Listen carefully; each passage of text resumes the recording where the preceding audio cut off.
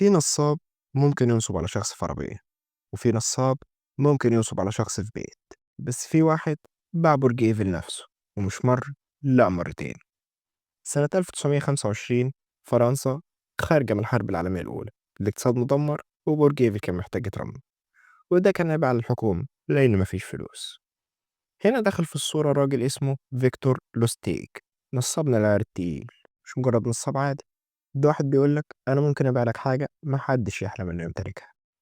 لوستيج قاعد في فندق 5 نجوم، وطبع أوراق مزورة عليها شعار الحكومة الفرنسية، وبدأ يقابل رجال أعمال ويقول لهم فرنسا قررت تهد البرج لأنه تقيل على الميزانية، وإحنا بندور على شركة تشتري الحديد الخرد، بس الموضوع سري جدا، والحكومة مش هتستعلن علشان الشعب ما يقلبش عليها.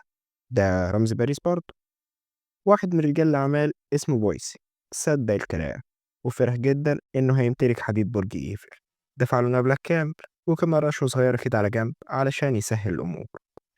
فيكتور أخد الفلوس وسافر في نفس اليوم، ومحدش شافه تاني. أجمل ما في القصة إن بويسن لما اكتشف إنه اتنصب عليه ما عملش بلاغ، كان مكسوف إنه اتضحك عليه بالسهولة دي، ولوستيج خرج منها كأن لم يكن.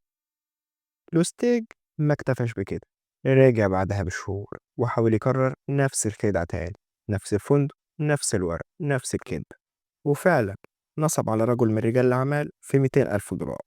بس المرة دي الزبون ما طلعش زي بويس، بلغ البوليس.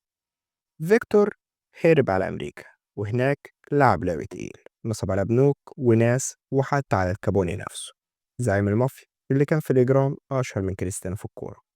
أقنعه إنه محتاج يستثمر 50,000 دولار في صفقة وهمية. فيكتور أخد الفلوس وحطهم في البنك شهرين، وبعدها رجع له الفلوس بنفسه، وقال له العملية ما نجحتش وخسرنا الفلوس، بس أنا راجل شريف ومرضلكش الخسارة، واداله 50,000 دولار على أساس إنهم من معاه.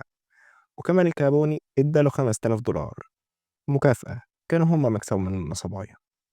فيكتور لوستيج دخل موسوعة أساطير النصب، مش بس لأنه كان دبارة، لأ، لأنه قدر يضحك على الكل من غير ما يشيل مسدس ولا حتى يهدد.